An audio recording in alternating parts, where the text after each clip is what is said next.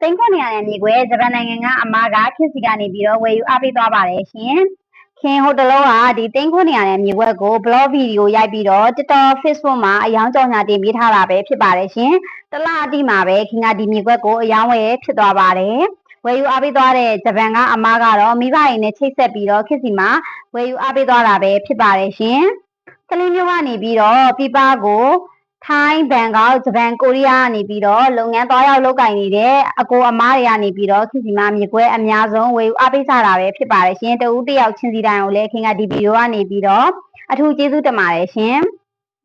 အခုဒီသိန်း900မြေခွဲဆိုရင်ခင်ကရှေ့အဆက်မှာပေါ့နော်အလွယ်ပြောင်းလုပ်ထားတဲ့စာရွက်စာတမ်းတွေမချွေးမချမ်းပြည့်ပြည့်စုံစုံတခြားလေးစစ်ပြီးတော့လက်ရောက်အပ်ပြီးတော့ဝယ်ပေးခဲ့တာပဲဖြစ်ပါတယ်ရှင်ဒီဘက်ကနေပြီးတော့ခစ်စီမိုင်းအထက်မြေဝယ်ချင်တာပဲဖြစ်ဖြစ်ဒီစလင်းမျိုးကနေပြီးတော့ခစ်စီမိုင်းအထက်မြေဝယ်ချင်တာပဲဖြစ်ဖြစ်ပေါ့နော်အသေးစိတ်ဆက်သွယ်စုံစမ်းမေးမြန်းနိုင်ပါတယ်ရှင်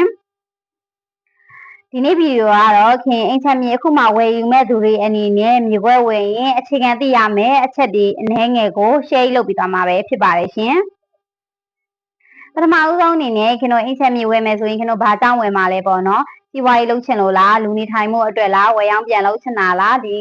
ငွေကိုလက်ထဲမထားခြင်းလို့ဝယ်ချင်တာလားပေါ့နော်သိထားရမယ်နံပါတ်2အချက်ကတော့ကိုကငွေပမာဏအမားဘယ်လောက်သုံးချင်တာလဲ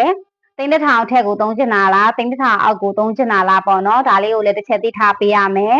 နံပါတ်3အချက်ကတော့ကိုကဘယ်ရက်ကွဲဘယ်မျိုးစားကိုနှစ်သက်သဘောကျတယ်လဲပေါ့နော်ဒါလေးလည်းသိထားရပါမယ်နံပါတ်4ကတော့အရေးကြီးဆုံးကတော့ခင်တို့စာရွက်စာတမ်းတွေစစ်ရမယ်စာချုပ်ထုတ်တဲ့နေရာမှာအရေးကြီးတဲ့အတွက်နားလေတကြွမ်းနဲ့အင်ချမ်းမြေအကျိုးဆောင်နားလေတကြွမ်းနဲ့ရှင်းနေနေနဲ့အကောင်းဆုံးတိုင်ပင်ပြီးတော့စာချုပ်ထုတ်တာကစစ်ဖြစ်ပါတယ်ရှင်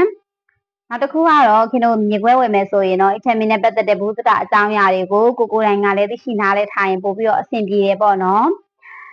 ခင်ရဲ့ဒီ TikTok အကောင့်မှာလည်းအင်ချမ်းမင်းနဲ့ပတ်သက်တဲ့ဘုဒ္ဓအကြောင်းအရာတွေပြင်အင်ချမ်းမင်းနဲ့ဒီ TikTok အကောင့်လေးကိုပေါ့နော်ခင် follow လေးလုပ်ပေးထားနိုင်ပါတယ်ရှင် Facebook မှာလည်းခင်ရဲ့ဒီခင်ချုံမာတဲ့အကောင့်ကိုလည်း like and follow လေးလုပ်ပေးထားနိုင်ပါတယ်ရှင်နောက်ထပ်ဗီဒီယိုတွေမှာပြန်တွေ့ပါမယ်နော်အားလုံးကိုကျေးဇူးအများကြီးတင်ပါတယ်ရှင်